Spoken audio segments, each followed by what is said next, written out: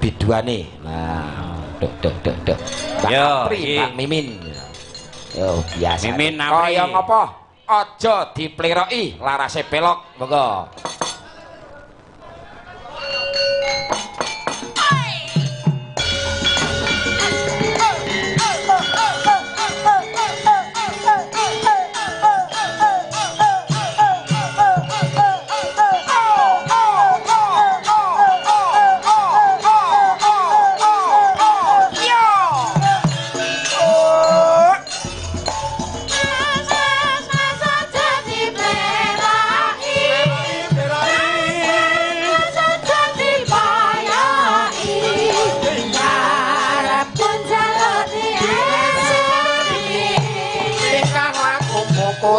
Ngerti cara aja ditinggal kapribaden katimuran Oke kering jaman kaya sing eling papoko Awang nang windah budaya pancene bener kandamu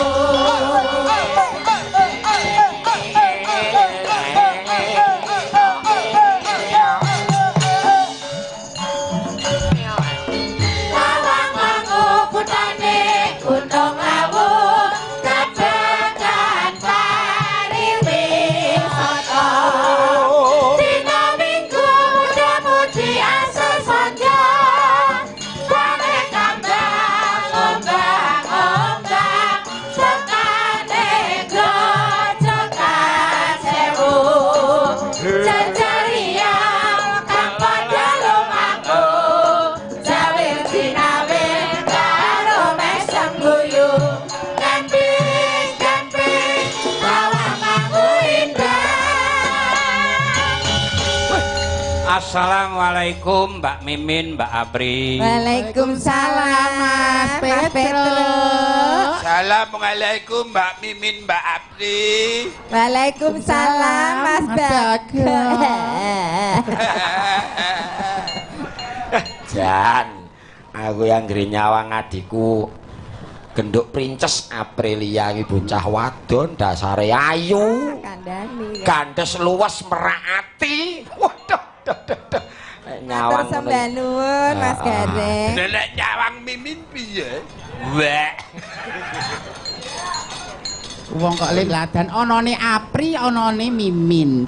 Isoe Apri wasis ngati salira ngati busana beksa lan nyuwara ki entene mergo enten Mimin. Oh kowe Sang Dwija kok ya. Sang Maha Guru.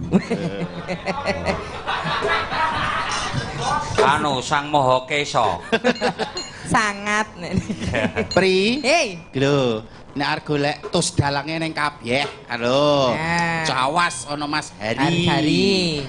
Bampir ana Mas Cukris. Ya. Beteng ana Mas Jalu. Terus Trasuran ana Mas Juair. Ya, iki ya. Nek kowe bakal dijodokke karo Pandanan. Iya sapa? Siapa? Anul. Mul. Walah. Berarti Pak Sri Nugroho ki ngapusi. Lah piye? Mbak Mimin kula goleke Joko Pandangan. Lah ya, salim ro Pak Dik, Pak Dik Budek. Iya. Halo Mas Mul. Sehat nggih Mas? Nggih. Mul. Iyalah.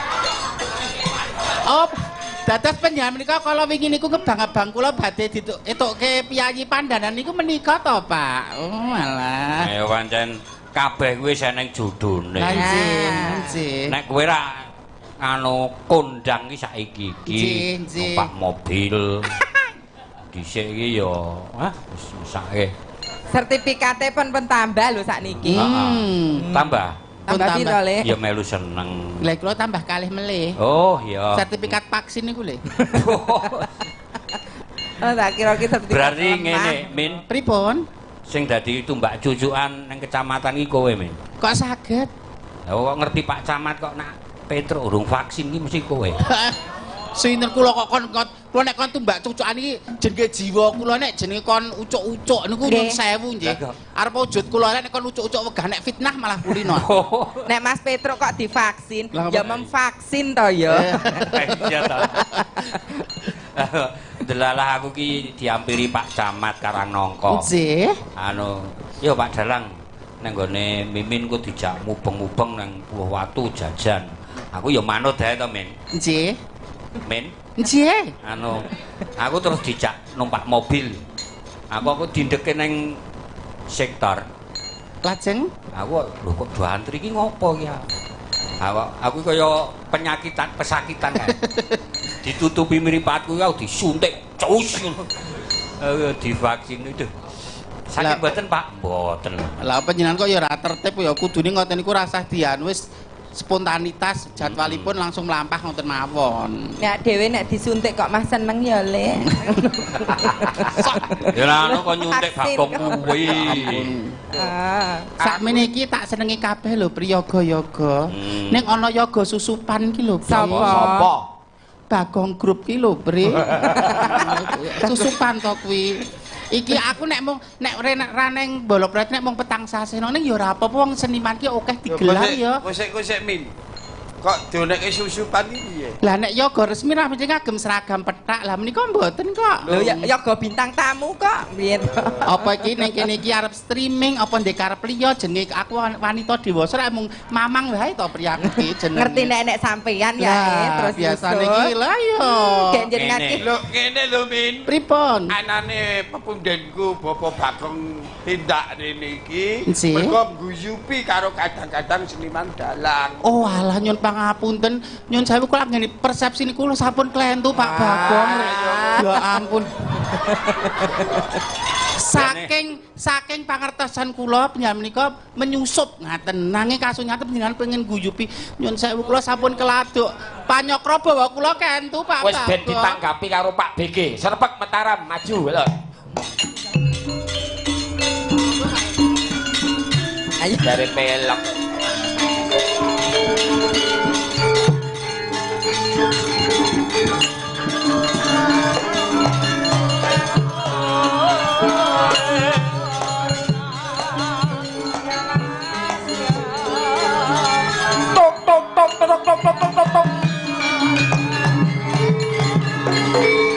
Sri Tanjung.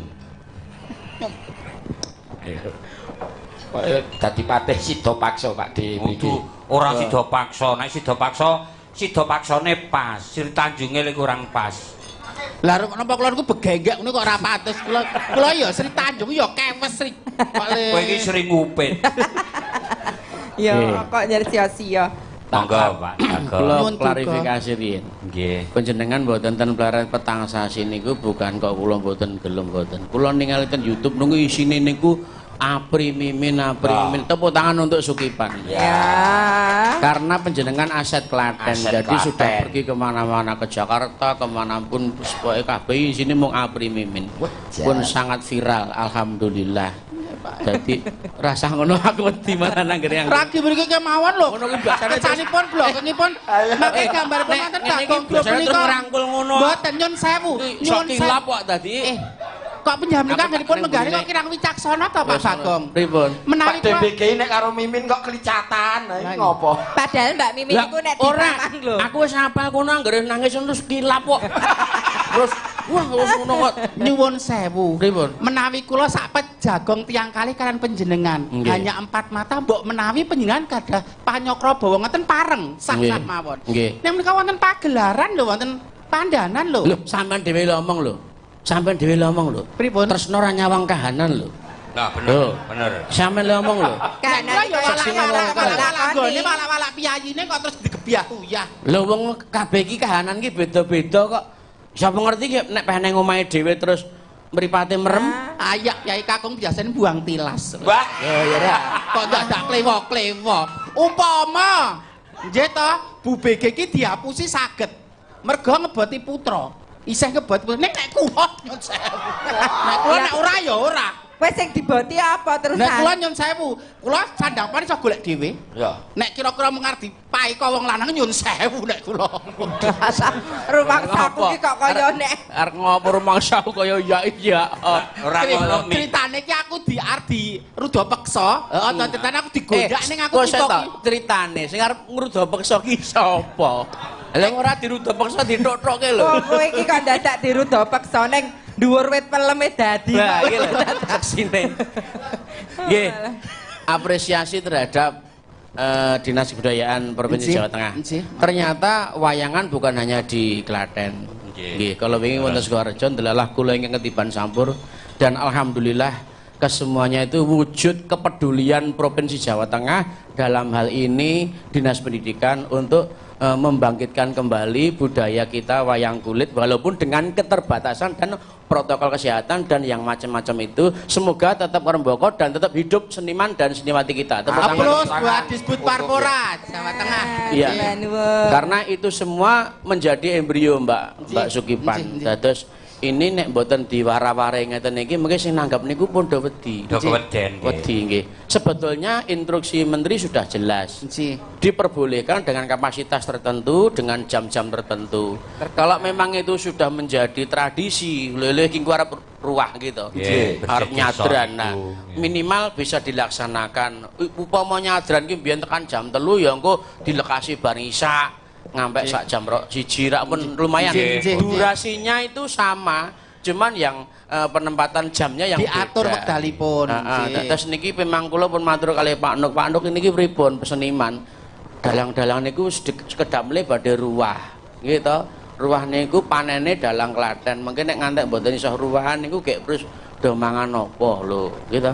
Pak Kasih mangan sapa? Mangan apa? Lanjing. Kira. Lanjing. Pak Kasih. Diam-diam menghanyutkan mawon kok. Lah nggih lho niku. Saentene mawon berarti ngeten iki nggih kersa. tak didoi putone. Putone pangkon-pangkonan ning soran kae. Lah. Nggih dados kula bali menawi Mbak Mimin Mbak Apri luput saka wayang iso ning nggon ketoprakan, iso ning nggon campur sari, iso ning nggon perhelatan apapun. Tapi nek kanca dalang niku nek mboten mayang nggih leren. Sambene niku nek jenengan wah ngerti mengerikan banget gitu. Niku wajib kita pikir bersama bagaimana supaya para seniman entuk ajang termasuk niki mungkin jam pinten imbahan jam 1 nggih. Jam 1 selesai nggih ndak apa-apa. Yang penting kan ada kegiatan. Kelonggaran lajeng kegiatanipun ngaten nggih. Nggih niku mawon saestu kula nderek remen sangat muga-muga Provinsi Jawa Tengah niki mung dadi embrio lah nanti terus selanjutnya wilayah-wilayah lain dinas-dinas terkait pama pengen arep acara apa ya wayangan lah. Wong saniki ya nuwun sewu wayangan wis sing penting niku jalan kabeh gitu. Ten gedung ya ora apa-apa, prokese jalan sedaya nggih. Nek wingi niku kula nggih ngoten dikek nggon pinggir kali supaya ora enek wong nonton. Kayak pinggir kali ngoten niku jalannya masuk mubung-mubung. Tapi alhamdulillah nggih saged dipirsani lumantar virtual. Mboten ngirangi maknanipun jan. Nggih, kaya panjenengan nggih wah jenengan kok nonton YouTube ndak bengi iki Mimin Apri ning ndi ya? Mimin Apri ning ndi ya? Oh, diam-diam Pak BG itu mengamati kita, Le. Nek mengamati karya kita baik-baik saja bangga. Iya, jelas niku. Nek mengamati karya oke. Dengan senang hati kula nggih derek mongkok bombong. Nggih. Ning nek mengamati fisik kula nyuwun sewu. Oh ya lho aku yani sapa? Ya. Nyuwun sewu. Kampungku aku mau berinku bocoran kok nggone lahir. Pripun? Piye sak ngoten kok Mas. Lahir iki lho. Lah, Mas lahir ketika sak menten. Lah menika tugas panjenengan untuk piye carane direkodaya dikrenah men dadi sakmene ngoten lho. Men dadi sakmene menika tugas-tugas apa to kuwi? Ya mbuh aku ya. Aku ora mudeng lho. Kesalahannya itu kecil sekali. Oh, kok ngeyel sampean iki lho. Tur nuwun le Pak, sampun nyon saya pokoke anu saiki anu Pak DBG anu si dandang gula gandrung. Gandrung. Nyidam sari. Duh wong ayu. Gandrung nganggo gerak. Lah nggih ngoten. Lah nggih no sik. Nek mung ra nggo gerakane mbok bawa lenggah ten riku lah. Duh wong ayu. Pepucane ngati. Kok Kok panjenengan malah ngumrung kalian gedibal to, Kang Mas? Garwa panjenengan menika kula menika gedibal lho, Kok meri lho senengane. Kaya ngene wong nandang asmara. Pun mboten usah mirengaken gurem ceceker ingkang Kok gurem mbok menawi saking penyan kowe kan durung tau omah-omah, durung tau kejamah dening priya, kersanipun telaten ngadepi priya nek monggo dipun rahapi rumiyin. Nangke nek gumoh nembe kalian kula. Abdi dalem lenggah sing sekeca nggih. Abdinipun menika. Abdi dalem kowe iki nek nyandangki mbok sing permana, mosok tali rafiah barang mbok. Apri kok senengan buka aib lho. Apa ta awakku dhewe Kang Mas. Kowe becike karo iki. Saka mulunge jenenge ingsun sira bakal nak dhawuhake marang abdine ingsun kinasih. Nyai Senggol Madot monggo. Nyono kok ya mbak aku ya dipripun ngoten lho wong. Dipriwi. Widyawati loro ki ya siji dipripunke, sijine dikapakke ngoten. Do dewa Jawata Gung welasana mring wak mami. Wis cepetke. Samar nang gladrek. Berarti fisikmu lemah nek aku dianggap ganas. Gila nikah aku. Besok kapan katekan Sampun nganti diselani Om. Terus sumanding wong ayu. Nek cah loro niku temen ayu. Su. Piye? Ya Allah Pak Ek. Pak. Hei, Pak Ek candi. Kok bener? Umpamane ranah kuda Ditumpaki, Bre. Nah koda ki lho, Bre. nah kuda kok ditumpaki to. Pengemudi kapal. Mengemudi terus kok ditumpaki ngono lho, Pak. Kapale le ditumpaki. Oh, itu nah kodane. Ya Duk, kok le kowe iki hawane kok gur pengen turu. Lek kowe iki jan. Pak PG ini ya Dalem. piyaine ya Bre, merahati Napa? ngono upama piyai putri ning nek kakung ya piye ana karismane ngono ya, Nok. Rekmanipun enggak. Rekmanipun kok Ora nin. mboten panggih pirang dinten kok pun teyengen to. Lho, Pak, Iki nyun mau sewu, kemajuan nek Apri nyun sewu, ingkang mang bang-bang Apri jenenge nungkak kromo. Aku ora wani kok Aku tak Niki kalang-kalang. wau teng wingking lek meniku pun bisik-bisik. Rekmanipun ninggal aku apa Pak BG ki duwe sapi ya. Lah ngopo kok rambute ngono ki po ngarit. Efek kakean mikir. Oh. Oh. Sedaya niku ora kudu dipenggalih dhewe. Sing kudune didelegasikan, oh iki gaweane Piai Putri didelegasikan. Sing kudune didelegasikan kali Anggit didelegasikan kali Anggit. Ampun kabeh mah penggalih dhewe kula kan tidak akan mampu. Oh. Diprenggake wong wedok senengane ra kersa mah itu. Jadi dipasrahke wong. Nggih. Monggo ki urusane karo Probeyo. Urusane karo kehidupan. Nek ngantek wong lanang pasrah kehidupan karo wong wadon, kita malu sebagai seorang laki-laki. Harga diri. Probeyo to ndarak Harga diri ra Iya. Urusan wong lanang kuwi nggih. nek iso kudu iso membahagiakan wong wedok. Wong wedok kuwi dimulyake aja ngantek direkasake. Kowe sing dadi wong wedok direkasake gelem ora? Gelem lho niku dudu wedok tenan kok. Yo imbane Aja tok buka to, Pri, sampean iki. lanang nyuwun ngampil agemane Piai Putri. Nek ngono kuwi nek ngagem ngeten iki rak pun kados buduwi bola pleret. ya nek nyawang ki merem. Bedane mung siji. Menapa? Nek bojoku ra nek gulu menjingi nek iki jan ketok cethu. Niku bandul namine kok, bandul kalung kok niku. Kok bandul kalung? Lah, Nick Apple. Apa tembolok? Tembolok. Telek. Telah.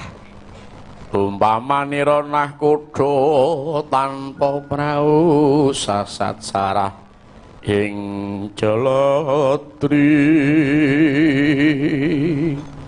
ngidam sari as moro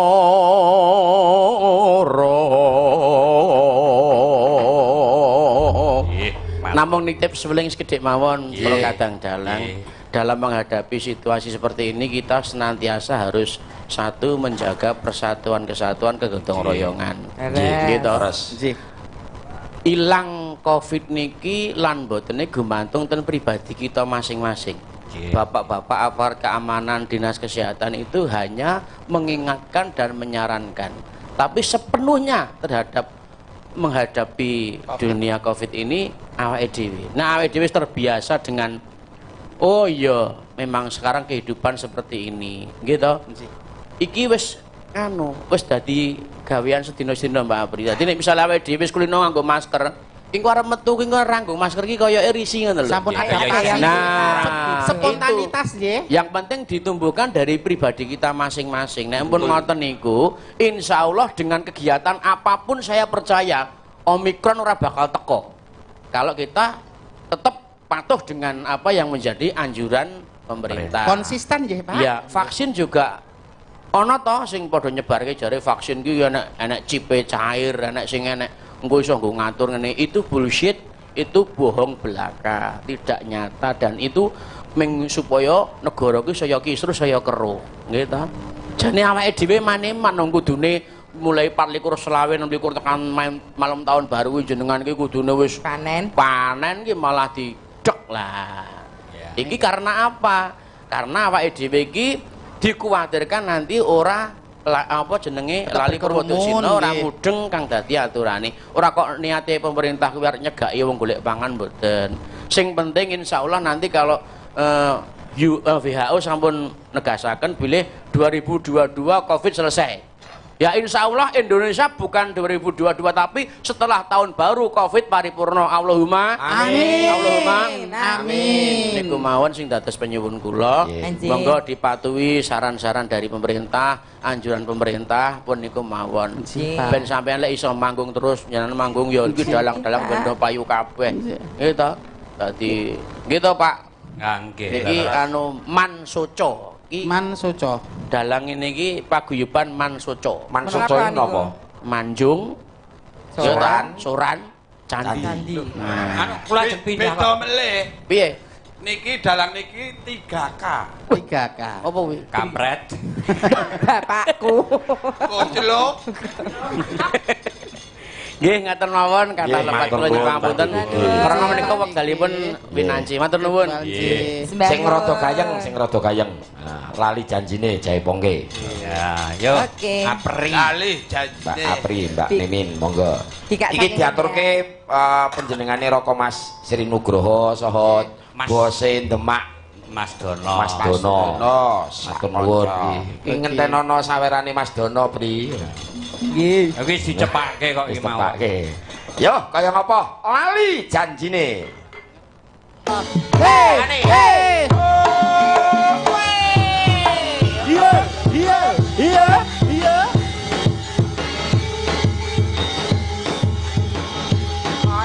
Ai. Yo.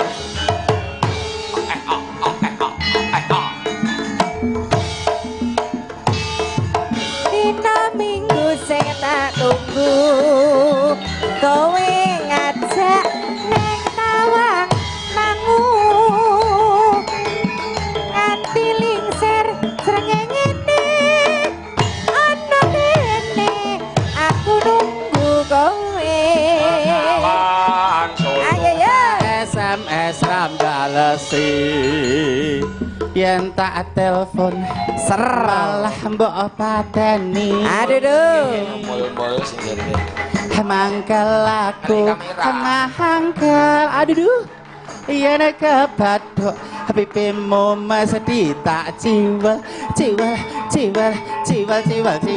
lali jine kandhane alasane mangkelake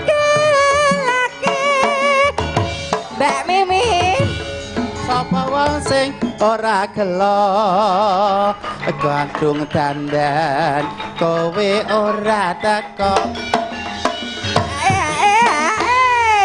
Waduh, lek gampang. Srek ra ketara iki Min. Nek cara-carane iki pagelaran kita, Pri. Heeh.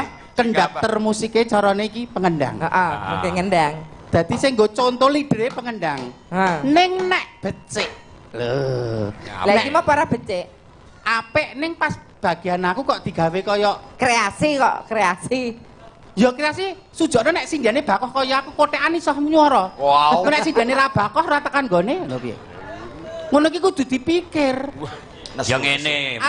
Kreativitas jeparane kudu ngemong to menika. Ngene men, jane mula di ngonokke iki sebabe kowe ketok iki mampu ngono. Oh, lho.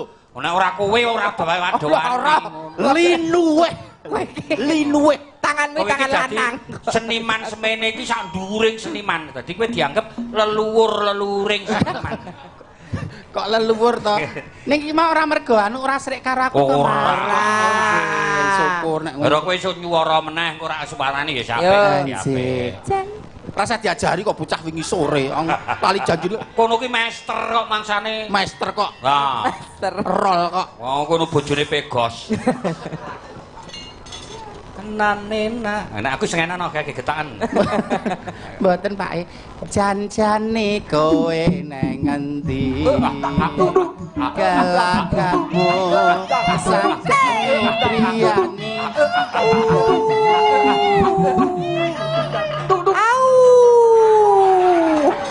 Au.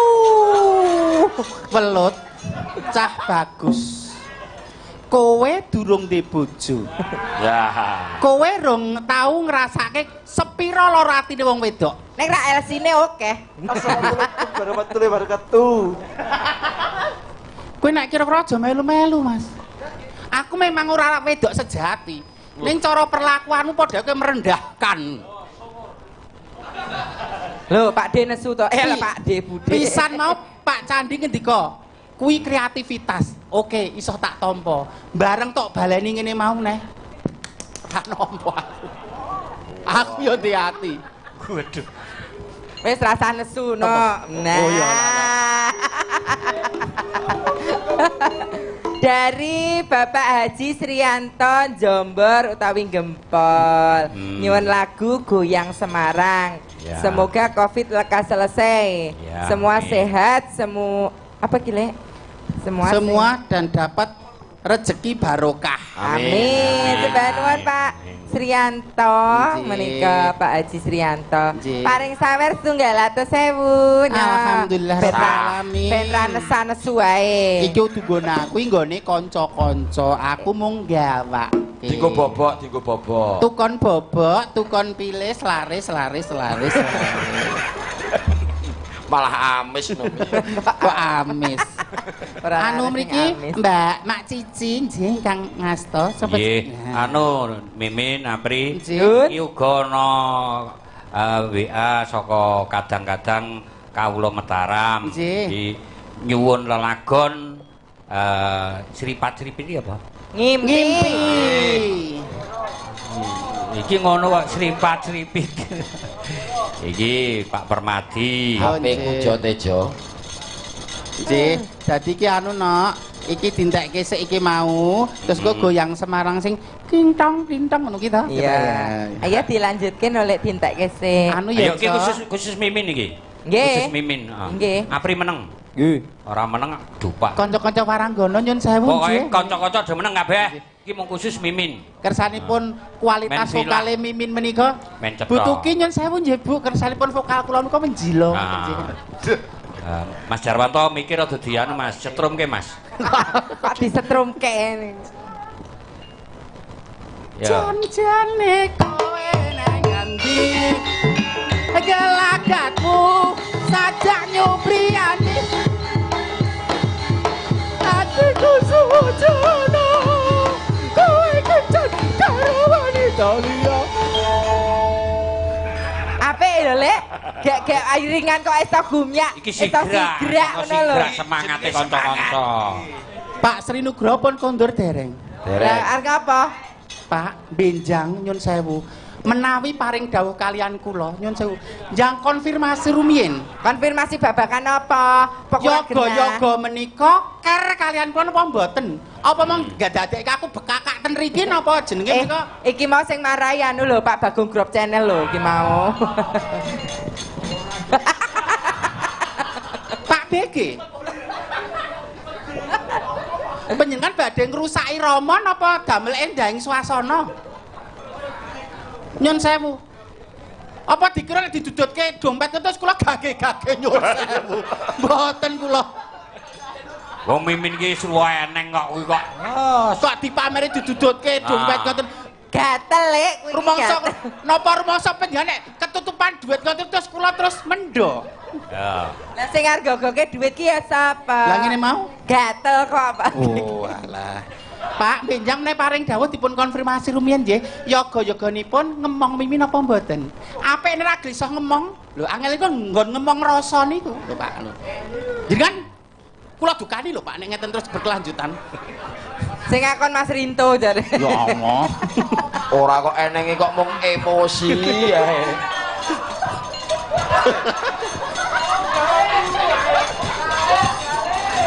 Aku apa bapakku. Rinto iki jualan ngantukan, yoga ngantukan. Mula dekekne ngon kemput. Kok nek kalih kula kok do mula sara ngoten lho. Kok sami mula sara jiwa hamba to nggih. Lah bosane. Nggih, pamundutan goyang Semarang kaliyan Cripit-cripit monggo ingkang kapiji. Monggo pun aturaken goyang Semarang. Oh nggih. Terus swara kur monggo. Kur mawon nggih. Nggih. Monggo Malik Sarung.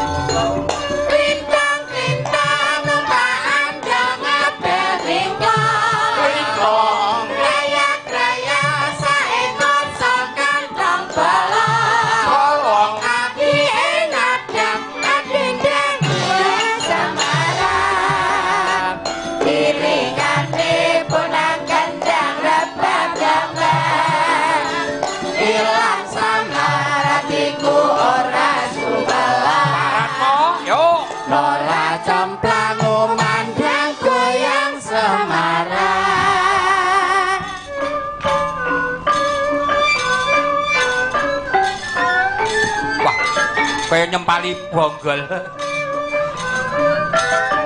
Weh.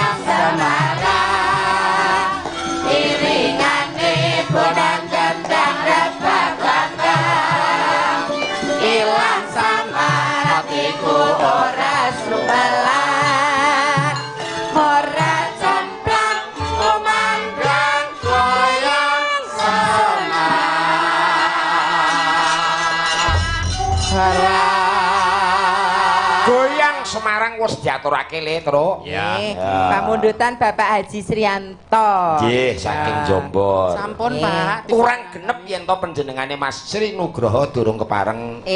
Lah niku. Lah ngono. Wonten pepanggungan. Nggih. Nggih. Monggo Pak Sri Nuk. Gumiyaing kahanan. Syukur bage sesareng kaliyan ingkang rayi. Mas Dono. Mas Dono. Monggo Mas. Ya, srepeke, Cak. Yo, srepek Mataramen.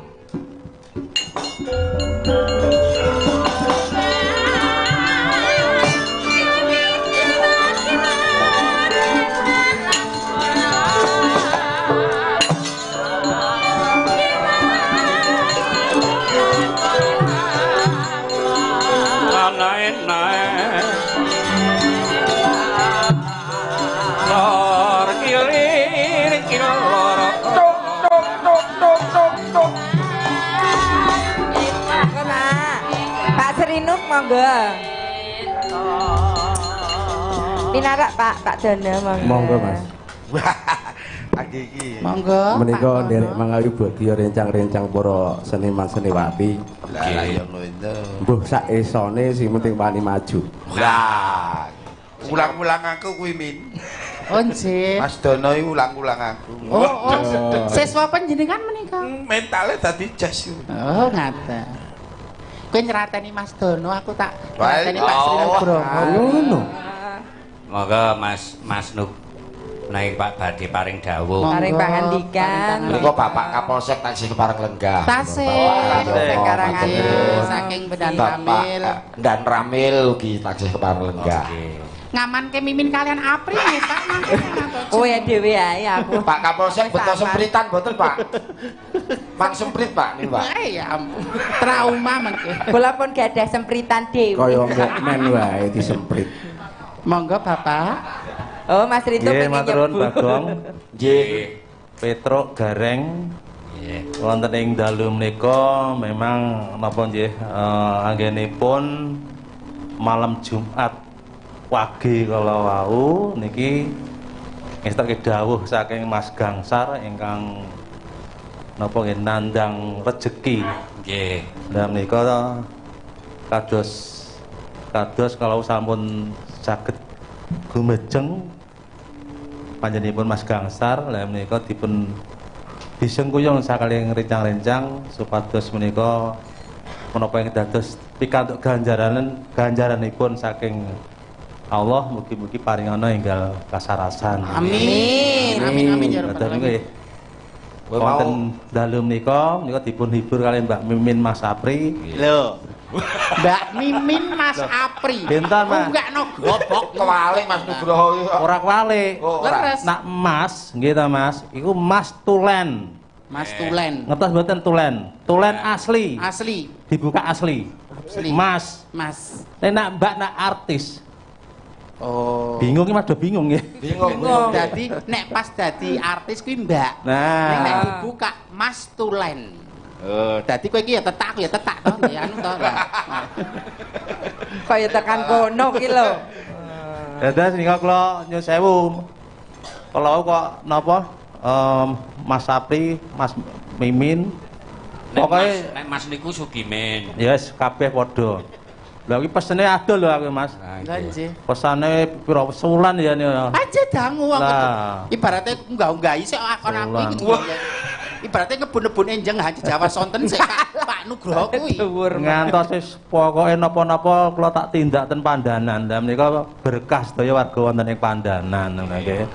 Amin. Wong sederenge menika untung ra barengi ana job. Lah menika Mbak Mimin, Mbak Apri menika non bose BKD Jepara menika kepala bidang. Lah monggo mengke dipun terasaken kalih Mas Dono menika ya.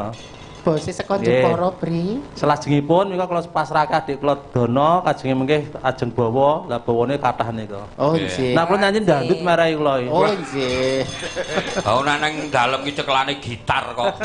Nanging nyun sewu merangguli kadang-kadang dalang yang luar biasa kados mangkaten penyerak nggih bombong mongkok to, Pak. Kula iki mboten bombong pripun, nembe PLT kepala dinas, nembe kalih wulan kajeng demo. Ajeng di demo akhiripun ya untung kula kagungan rencang-rencang no seniman no dalang. Aja demo sik kahanan kok ngerti demo sik di demo sapa? Dileke ya keneng oleh demo. Alhamdulillah ya mboten demo ngoten lho. Iku napa nggih PLT anyaran kula dados kepala dinas menika. Nggih kenah kula nggih ditimbali wonten PMK pengakali panjenengan menika. Nggih aktif niki. Lah nggih. Niki aktif Petro nggih kula undang ngoten Mas. Kadang sik diundang kula ten pundi ten wedi nggih kula siap. Jenenge kula kan pelayan masyarakat. Mboten dilayani, nglayani masyarakat. Mugi-mugi kados dalu menika berkesinambungan nggih Pak, mboten kandhek ing dalu menika. saged. Kalau wau ingkang sampun dipun aturaken Mas BG menika nggih kedah kula panjenengan kedah netepi menapa iki dados aturanipun ugemanipun saking pemerintah kan ngaten. Si Pak sembah nuwun, sembah nuwun. Nggih, mbok pilih salajengipun menika Adik Dono. Oh, saiki Pak Dono mau bareng ngladeni Pak Sri Nugroho. Saiki kalau pasukan itu saya bawahan, jadi saya perintah siap langsung perintah. Siap boh sak isone. nggih pasti saged lah. Bawa Nggih Mas. saged-sagete. Bawa to? Bawanipun Bawa wae. Imbang ono katresnan. Lah, Nih kula nglajengaken niku nggih. nggih matur nuwun Mas. Kula ngetip mawon nggih Mas. Kula ngetip mawon. Sanajan mau sampun niku kula ngetip. Ngetip apa Mbak jenenge? Sawerane menapa? dhuwur. Oh, nggih. Lah, alah Pak. alah. Oh, ora gatel lek nek iki ora gatel. Iki ora kaya Pak BG mau ya. Pak BG mau ngapusi awake dhewe. Sembah nuwun nggih, Pak.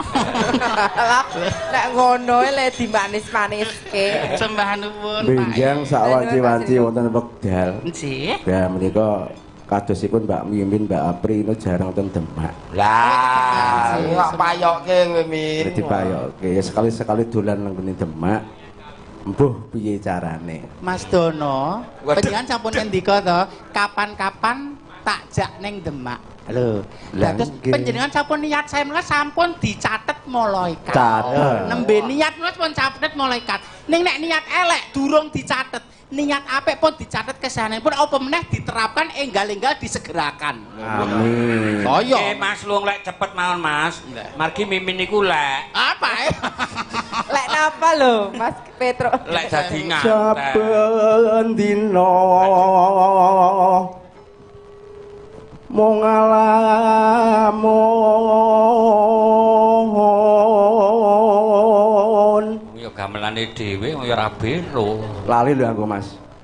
Ngalali lho. Ya engko tak kandhani. Tenang. Ngenangan mring wong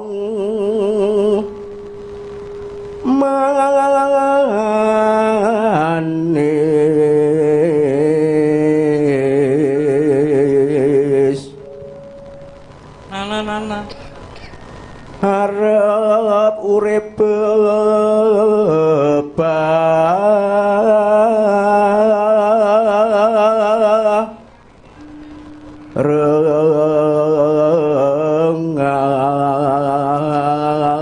rengan Gong. Biyen ki lek arep pajar mayang ki Mas Dono apa Mas Nugroho? Mas Nugroho. Aku gadang putrane wae. Bunga susah tilah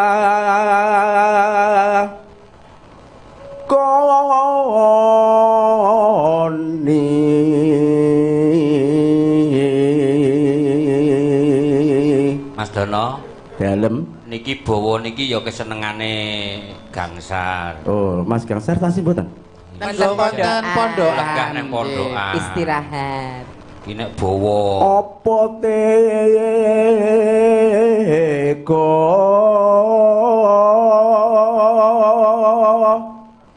mring pun kakang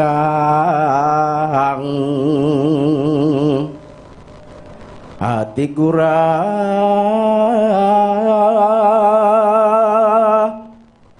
bisa lali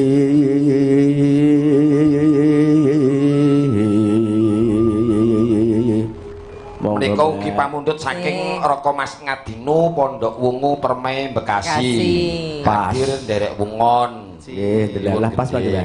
Nggih. Monggo dilajengaken Mbak Sembah Mimin, nuwun, Mbak Apri. Pak Dono. Pak Dono. Sik den rogoh sik, den rogoh sik.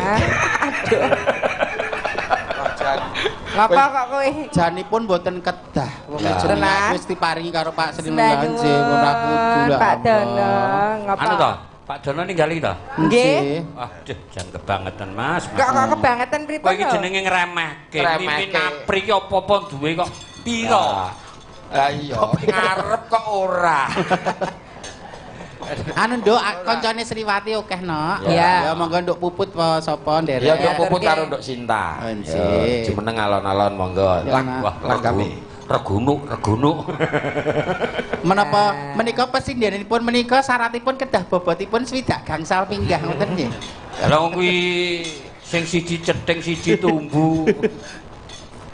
Ayo nok puput. Le siji efek pandemi, le siji efek bar turun mesin. Wah kuwi bareng bar bayi iki jan galake kaya kucing. Kok kaya anggere dicrake wow. Lele nang mulo terus gering. Monggo pun aturaken. Ya. Ya. Enggak Mbak Sinta?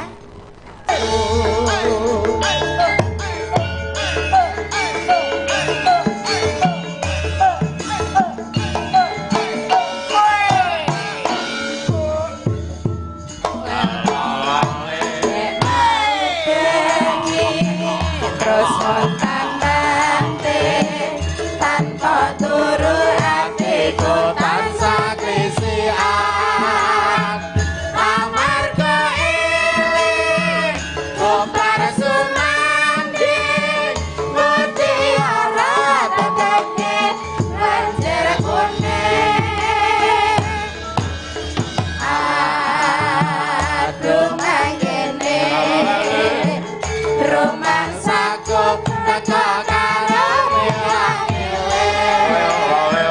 tak awemu tansah ngisi sing teko jebul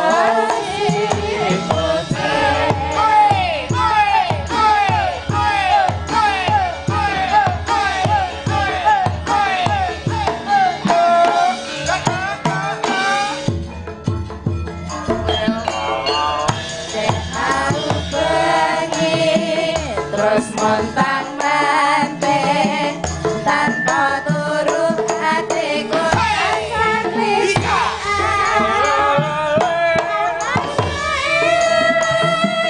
bubar sumandi mutiara teteke banjir kuning aduh mangene romangsaku teko karo milih tak awemu tansah ngece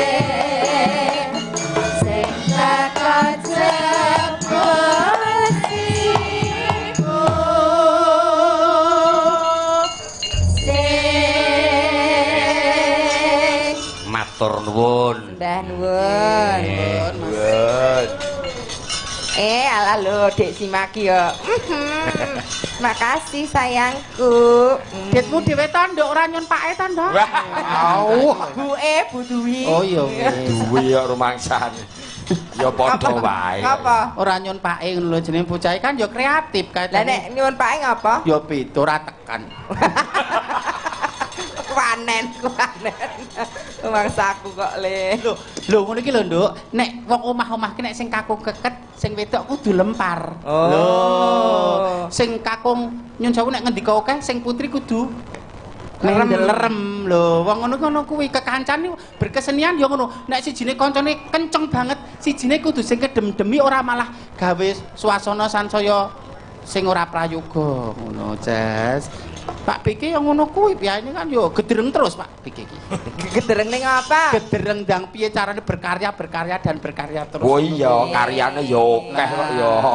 Lagune yo elok-elok. Lagune elok-elok, anakku wedok ya wis ngrasake ya. Nggih. Sesuk kon ndamelke lagu Pak Biki yo Lek yo. Heeh yo, Man. Sing judule Anu. napa? Judule sing apik. Napa?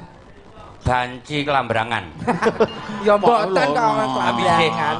Lagune Pak Biki ono kesayangan. Tresno nyebrang segara. Pokoke nggon percintaan ngono Pak Biki kok wasis banget ngopo ya, Pri ngono kuwi.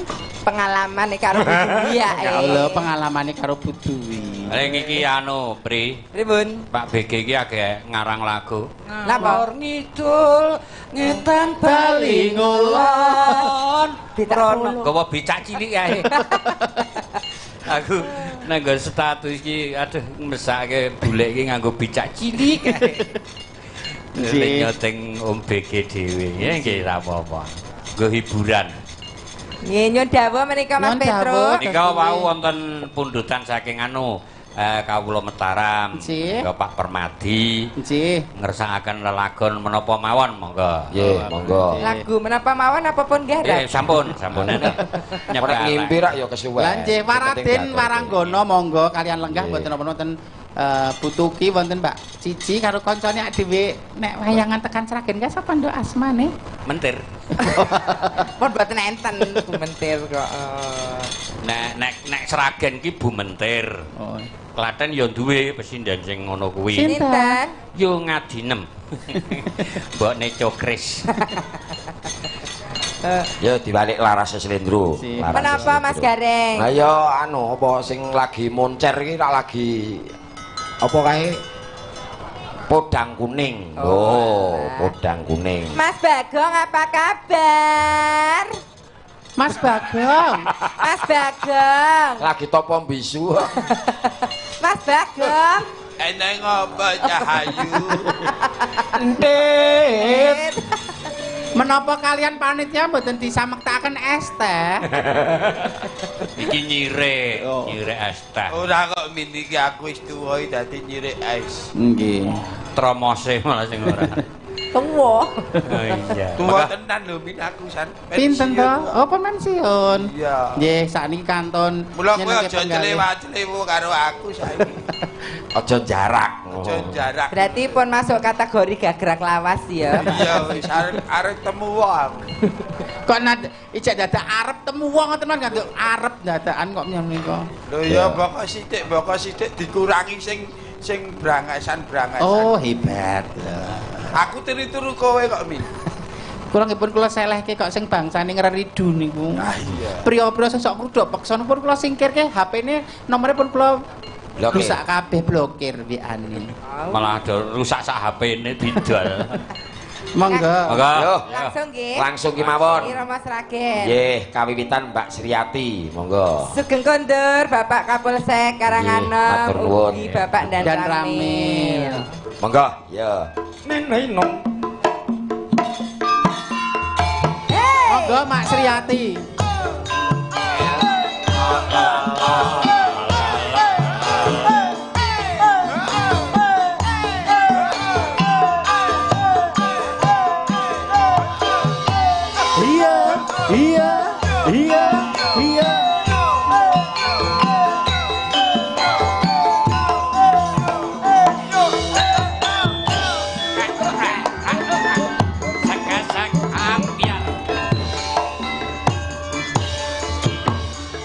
Neng omah wis ora krasa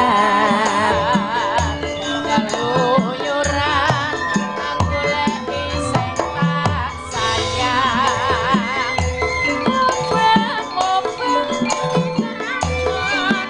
goleki ora iso esuk awak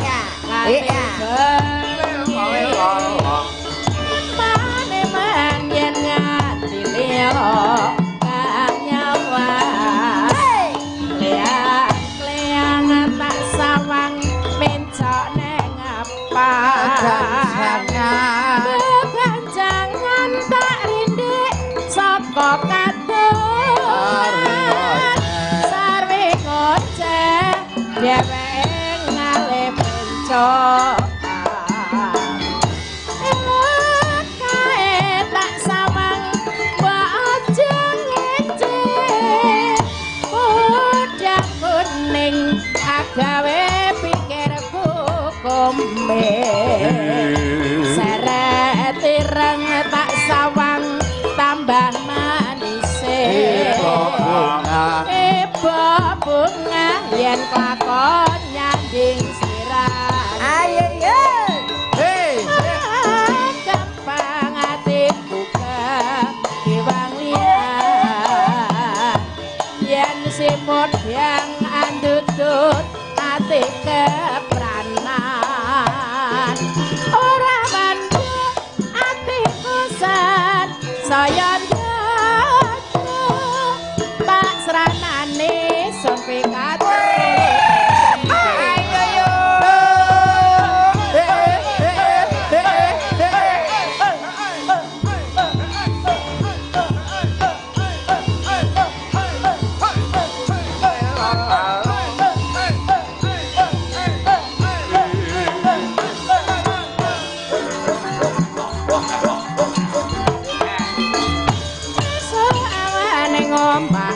ora krasan keluyuran nang goleki sing tak sayang ayo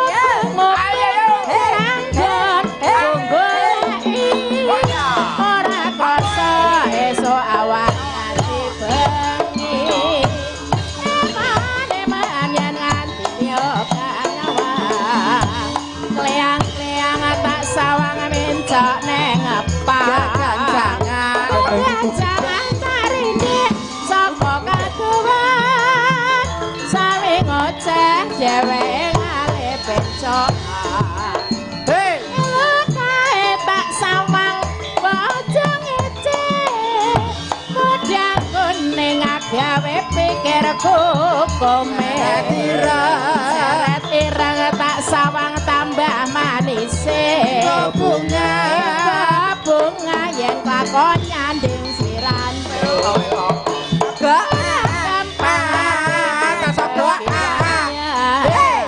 slak bos dan duduk nanti kepranan ora mandung atiku sang saya ndatra tak selanane suntikan kulo teng bendung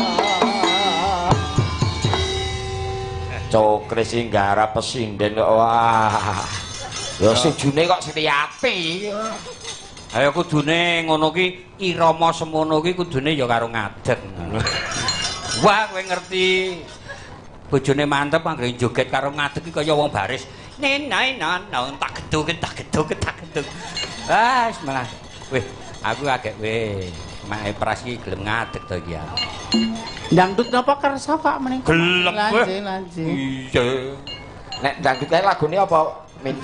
Jangan marah oh sayang nanti dilihat orang. Ini ya luar biasa semangat suaranya nyengkok aku plek waduh malah rada apik kowe kok nggih rada kula apik sithik mboten napa wong dereng ilmune dereng diserep sedaya dadi kowe nganti mumpluk-mumpluk kae iyalah aku ki esuk nek wis rada lumuk aku arep adol apa ya pri aku iki tetek kon to ya aja to pri saya tuwa wis menep iya sampean umur kira-kira 40 ngono ya wis niki pun 45 kok ya berarti ya mung delit kasih Pak ora matur nuwun delit kasih lemu arep muncak sing mulya amin lah iki wis setengah 1 lho jam 1 rampung matur nuwun sembah nuwun kalian Pak Hartanto ya nduk saka anggota dewan lajeng Pak Sri Nugroho saking Disbud Parpora ya nduk Bapak Sri Hadi sedaya kemawon Bu Lurah nggih kalih Pak Bayan mau Pak Ninda ngesir aku nek sing ngesir kowe Kak Pak Sarwoto mau lah lah ya ora pon nek wayangane kene sing sepuh ki ya tuke sing sepuh sembah nuwun mugi-mugi seni tradisi maliginipun ringgit sansaya ngrembaka amin wis 2 taun sak dhewe wis prihatin muga-muga kedepannya semakin membaik ya no amin nggih kagem sedaya mawon monggo ingkang badhe ringgitan menika sampun wonten sedikit kelonggaran nah mboten sak boten-botenipun bibar tahun baru nah